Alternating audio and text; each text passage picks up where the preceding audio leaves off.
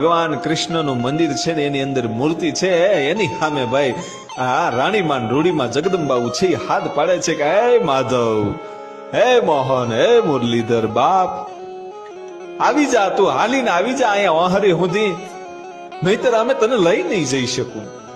તે અમને સપનામાં આવીને કીધું તું મને લઈ જાઓ, પણ બાપ હું તમને લેવા આવી છું, પણ આજ તો અહીંયા શરત લાગી ગઈ છે, તમે હાલીને આવશો તો હું લઈ જઈશ.